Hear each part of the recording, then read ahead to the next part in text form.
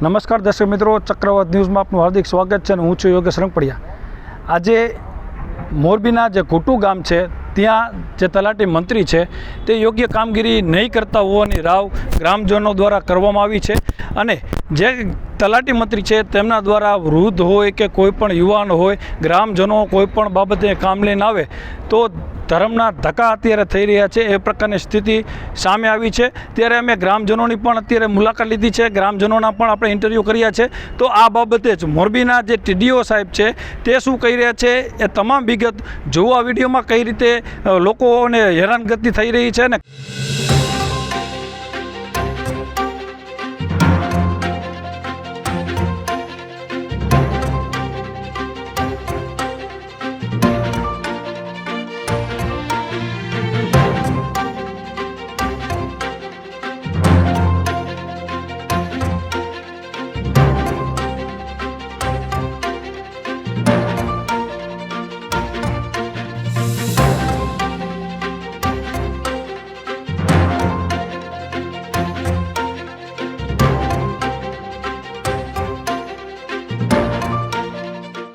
અલરકુભાઈ ઈસાભાઈ સેવિંગિયા મંત્રી સારું આજ ત્રીજો ધક્કો હે.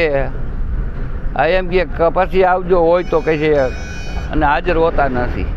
આ 7/12 મારે અહીંયા જમીન લીધી, દસ્તાવેજ કરવો છે, અહીંથી દાખલો જોઈએ તો કોઈ દેતું નથી. શું કરવાનું? આ 3 દિવસ થયા, 3 દિવસના આ રહ્યું કાગળિયો હાથમાં. મોસાણા જંતીલાલ મગનભાઈ ના કોઈને જવાબ નથી દેતા અને એને જે મોબાઈલમાં પડ્યા હોય ને કાં એના દસ્તાવેજમાં પડ્યા હોય બીજાને જ કામ કરે છે અને અહીંયા કોઈને જવાબ નથી દેતા. અને પછી અમને સદસ્યને એમ કહે કે આ ગામના વેરો ભરતા નથી અને ટીડીઓની ઓફિસેથી અમારા સભ્યને એકને કીધું કે વેરો નથી ભરતા તો એને એમ કહી દીધું નોટિસ દેવડાવી દીધો. તો આ અહીંયા હાજર નથી દેતા. પમદી કાંઈ કોઈ નહોતું કાલે તો અહીંયા 5 જણા આવ્યા હતા તો એ પાછા ગયા, મને ફોન આવ્યા હતા. તો હવે આમાં શું કરવાનું? અને જેવો આવે એવો જવાબ દે. આજ લગીના મંત્રી આવો કોઈ દી કોઈને જવાબ આપ્યો નથી. તો હવે અમારા મંત્રીની બદલી કરાવી કે શું કરાવવું એ તમે વિચારી લ્યો. મારું નામ મિલન સોરિયા, હું ઘુટુ ગામનો સદસ્ય છું. મંત્રી સાહેબ આ વિમલભાઈ રહ્યા એ ટાઈમે આવતા નથી અને લોકોને પરેશાની થાય છે.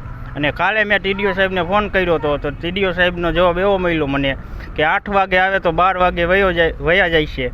તો એનો ટાઈમ મુજબ શું આવવાનું એને? આ બાબતની રજૂઆત મને છેલ્લા 2 દિવસથી ચાલુ થઈ છે અને ત્યાં તલાટી મંત્રીને મારા દ્વારા પૂછવામાં આવ્યું છે. અત્યાર સુધી એવો મને કોઈ ફરિયાદ મળી નથી, પણ છેલ્લા 2-3 દિવસથી મને અરજદારોના ફોન આવે છે. એટલે તલાટી મંત્રીને મેં પૂછેલું છે. તલાટી મંત્રી શ્રીનું એવું કહેવાનું છે કે સાહેબ હું 8:30 વાગે ત્યાં જાઉં છું અને બપોર સુધી બેસું છું. બપોર પછી ઇમરજન્સી હોય તો હું ગ્રામ પંચાયતે જાઉં છું. બરાબર? એટલે સ્વાભાવિક છે કે ગામ લોકોને દીધેલા ટાઈમે જાય અને એનું કામ થાય એવો અમારો પણ અભિગમ છે. બીજી વસ્તુ, હું હવે એવું કરવા જઈ રહ્યો છું કે દરેક તલાટી મંત્રી આ ઘુટુ ગામનો પ્રશ્ન આવ્યો એટલે એવું નથી કે બીજા ગામમાં પ્રશ્નો નહીં હોય, પણ હું હવે એવું કરવા જઈ રહ્યો છું. હમણાં જ મારા સ્ટાફને મેં સૂચના આપી છે કે દરેક તલાટી કચેરી સમય દરમિયાન પોતાની કચેરીએ હાજર રહી